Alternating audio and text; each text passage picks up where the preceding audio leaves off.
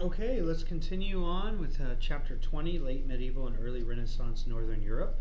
Remember, we're looking at 1395 to 1500 CE. CE again is Common Era, so that's the era that we're in right now. Before that, it was BCE, before Common Era. Okay? And now we're going to jump from the French ducal courts down into up into Flanders. So again, if you look at that map at 20.1, you can see where Flanders is in the dark brown, which is in between the Holy Roman Empire and the French ducal courts. So we're going to look at the early stages. So we're going to look around 1395 to around 1420. In particular, then we're going to talk about the late Flemish painters. I might talk about them in this video, or I may wait until I get into the Holy Roman Empire. We'll see. So we're going to, let me get us onto the PowerPoint that I want us to look at. So we are going to begin with figure 20.8. 20.8. And we're going to talk about Champin here, master of Flamel. And Champin is going to be one of the main individuals during these early Flemish paintings, these early Flanders. Well, early Renaissance, late medieval. Right? So we're looking at a transitional period. So we're going to look at Champin, and we're also going to look at Jan van Eyck. Okay, Jan van Eyck. And they're going to be the leaders of Northern European art. Okay, these two in particular. So they're going to seriously set the way for all painting and art, well, painting in particular, that we're going to see in Northern Europe, right? Through the Renaissance and even after the Renaissance. They're kind of the harbingers of new ways of design. Okay.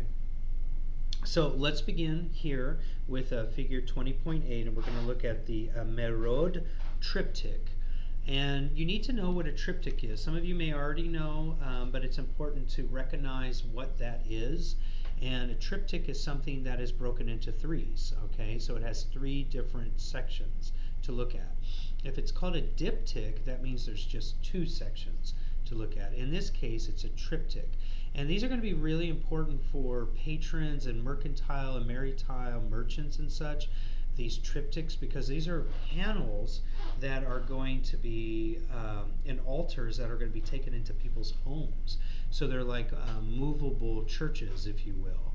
And these panels and these triptychs and these diptychs are going to be incredibly important whenever it comes to the homes of these very wealthy individuals. And what we need to talk about in particular with the Merode triptych is, first of all, the use of oil and the advent of oil.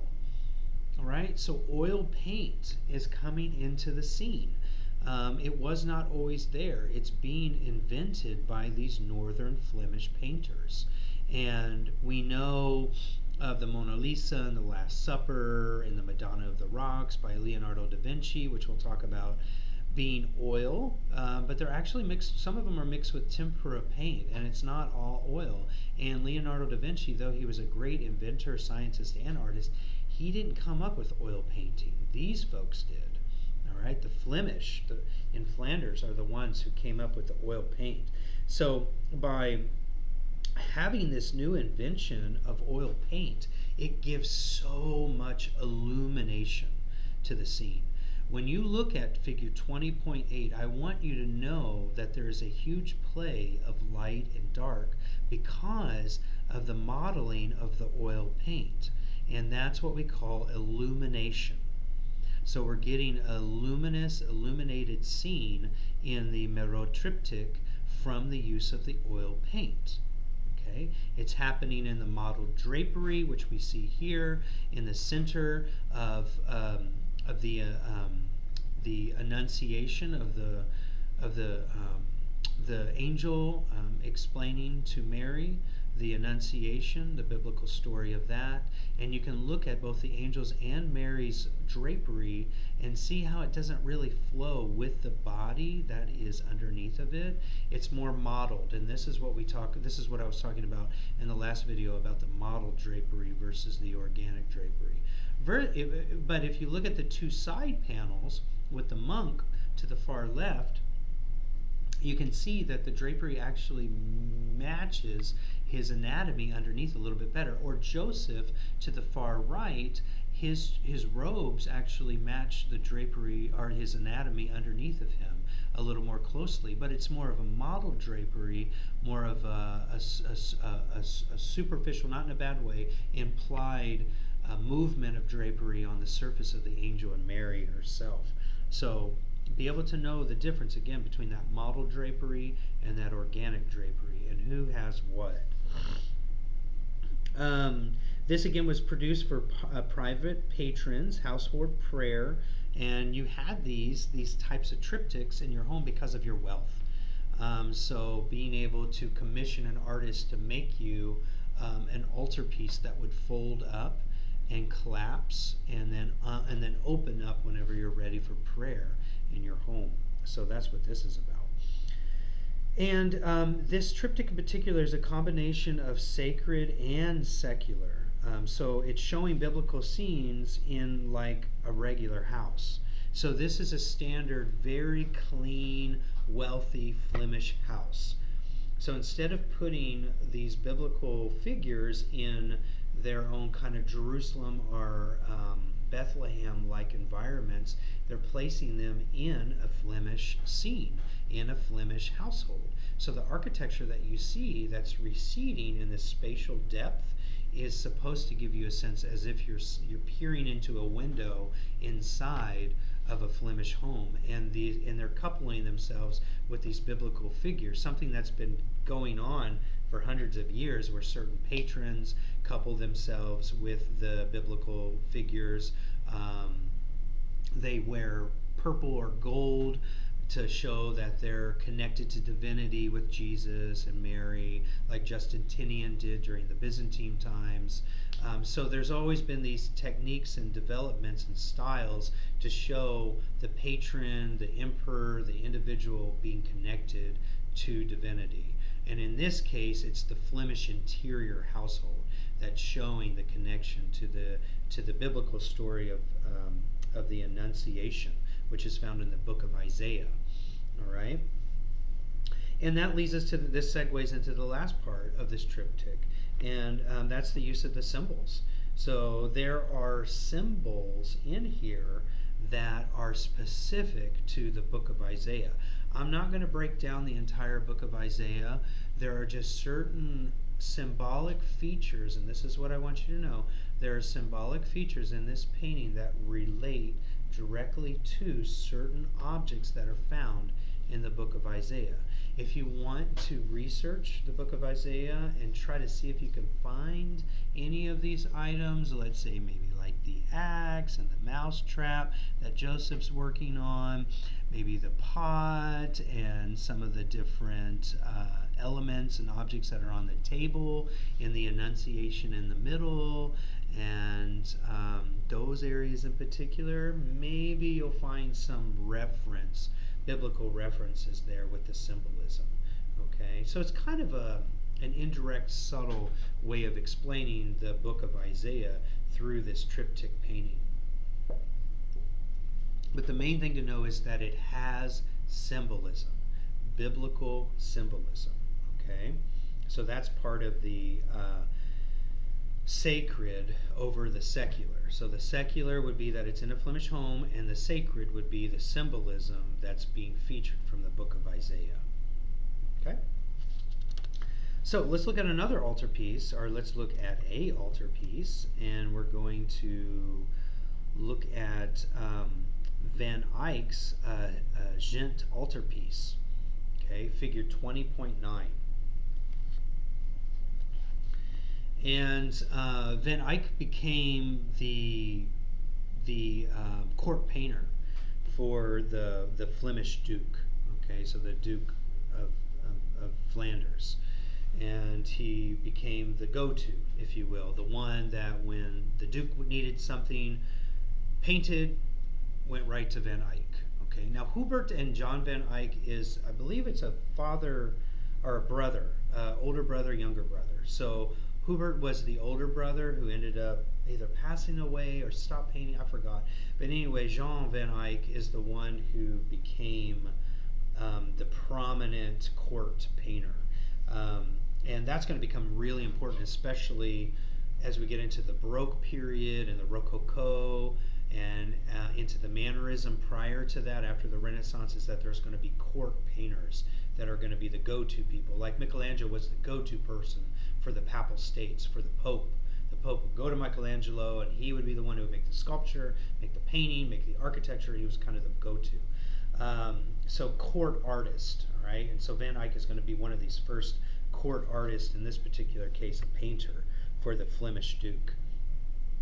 His older brother started, again, another collaboration, like we saw with the Lombard brothers in the French Dussel courts, is that it was a collaboration. All three of those brothers collaborated on January and October, the manuscript paintings.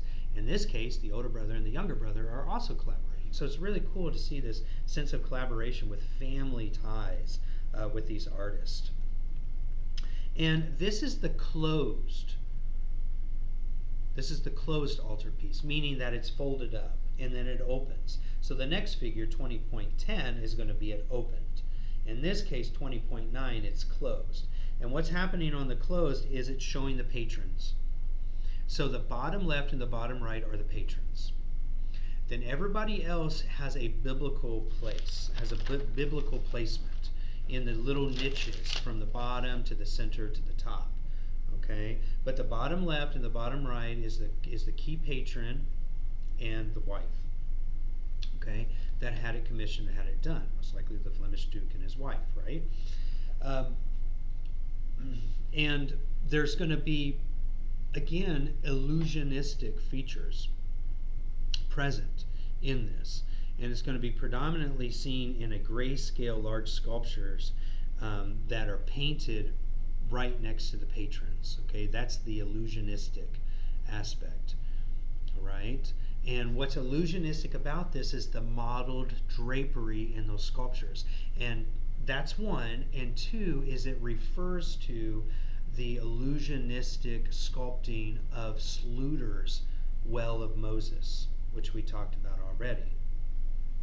Okay, so it alludes to the Well of Moses by Schluter, and then it also, the illusion is the modeled drapery, which is something that's coming out of this medieval period.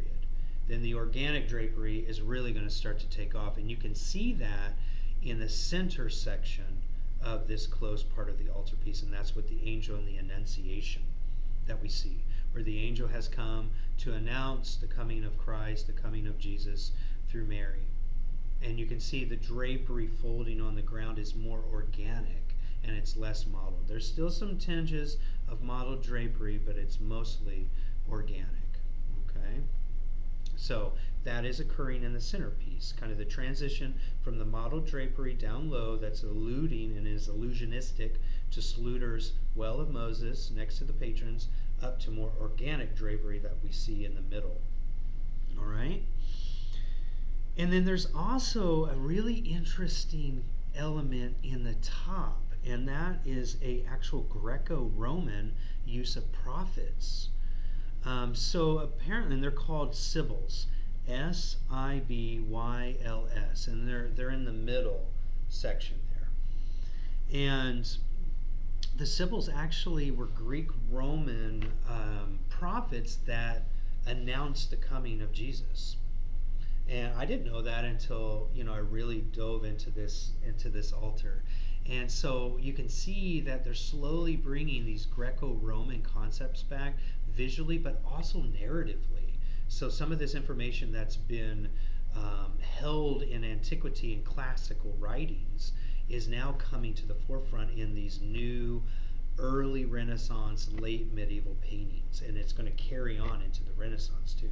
So the Sibyls are the ones in the top, or the prophets from the Greek time that have announced the coming of Jesus, which is interesting that they are polytheistic, believe in multiple gods, but these prophets are saying that there's going to be the coming of this Christ figure that's going to talk about worshiping one singular God, which is really fascinating. But more than anything, is it's coming from a Greco-Roman period, so that antiquity is slowly coming back. Okay. Let's see, what's our time look like? All right, let's keep going. And now let's open it up, figure 2010. And here is what's going on the inside. More biblical stories. You can see Adam and Eve to the far top left and right. Very often the nude would not be portrayed during the medieval time unless it was Adam and Eve. We're going to see that change over time. And there's the use of more symbolism throughout this altarpiece. And you're going to see during this Flemish times, again, I don't want to get into all the specific symbolism that we see in the Bible finding their way into these altarpieces, but they're extracting certain symbolic instead of portraying the whole story and all the specific features. They'll take one object and they'll symbolize it to represent a big section or part of that story. So know that the Flemish are doing that, and Van Eyck, as well as Chopin before him, did the same thing. They're alluding to certain symbols. So symbolism from top to bottom. The main thing that I really want to talk about with this altarpiece was when it's closed, and the illusionistic aspect, the association with Schluter's Well of Moses, the use of the drapery and how that's changing. And you can see that unfolding even more here with it opened up. You can see the drapery is changing, everything is starting to change. There's also that Byzantinum technique of the gold in the archway between, and so it's the God figure in the middle, and then it's Joseph and Mary sitting next to this Godhead, this God figure in the middle.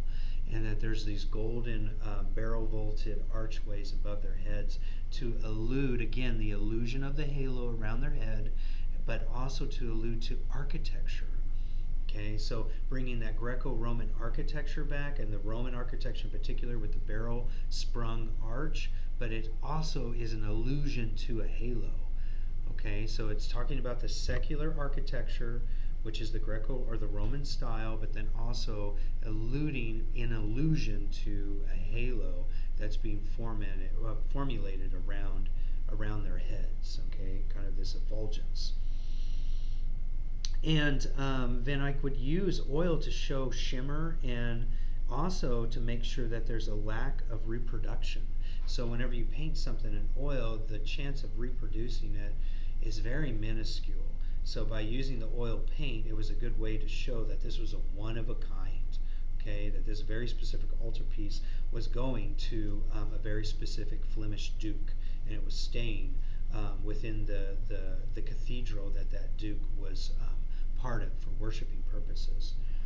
And then, of course, it creates more illumination, more shimmer. So it's those two eyes, the illusionistic, which is like the illusion of a halo using the architecture around Mary and Joseph, and then this Godhead figure, and then also the illumination. The oil allows for that chiaroscuro, or that play of light and dark, which we talked about in the last video. Because if you look at Adam and Eve, they're illuminated, but they're also around this casted dark environment, okay, because of the biblical story behind them. And if you look at Joseph and Mary, they're illuminated and they're shimmering with this oil paint used to model them, but they're not as casted in this dark light because there's this golden environment, this golden architecture around them. So the illumination of this golden architecture is playing into the illusionistic aspect that they have, these halos. Okay. So that is the Ghent altarpiece. And the last thing that I want to look at for this video is going to be figure 20.11, Giovanni Arnolfini and his wife. Okay, and there's some really key elements here to this painting. The key elements, A, is the use of oil to give so much illumination. All right, so much illumination. And it also creates a sense of illusion. So these figures, in the way that they are almost reflecting that of a pregnant Mother Mary and that of Joseph. And the fidelity that they have between each other, like the fidelity that Joseph and Mary had for one another, during the life of Jesus. So it's alluding to that. That's an illusion. And the illumination is giving this sense of shimmering brilliance and this glow and this casted light upon him. Because you can see the light source is actually coming from the window, casted upon her face. She's glowing and is lustrous because she's pregnant. And the drapery itself is modeled in a way to make it look as if she is pregnant. Okay, it's not organic drapery as if it's being draped upon her belly like you would with naturally when you are organic. It's very, or when you're pregnant and you have the drapery come down over the belly, and it's very organic and it's very obvious. Here it's clustered up in these patterns, in these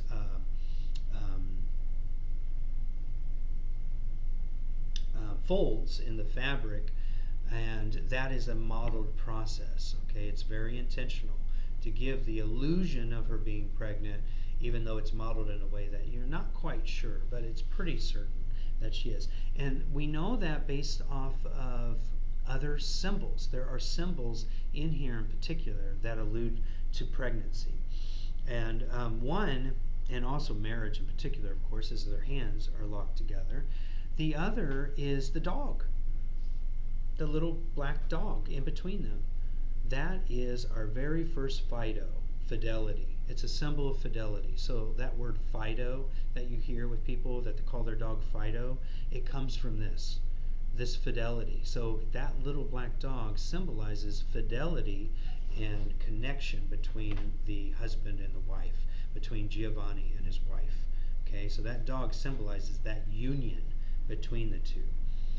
It also symbolizes a marriage vow, and it also symbolizes the birth of a soon-to-be child, because the dog is facing towards the wife, and coming as if like an arrow from the husband, from Giovanni, moving towards the foot of the wife. Okay, so showing that kind of copulation or connection through that fidelity. All right, so these are all very symbolic features.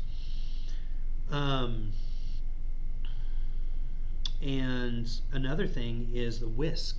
There's a whisk back there hanging on the bedstand, which is an indicator of domestic activities. So like whatever happens between you and your partner in your home or in your bedroom is a domestic activity, and that whisk is a symbol of that. So the whisk is back there on the bedstand.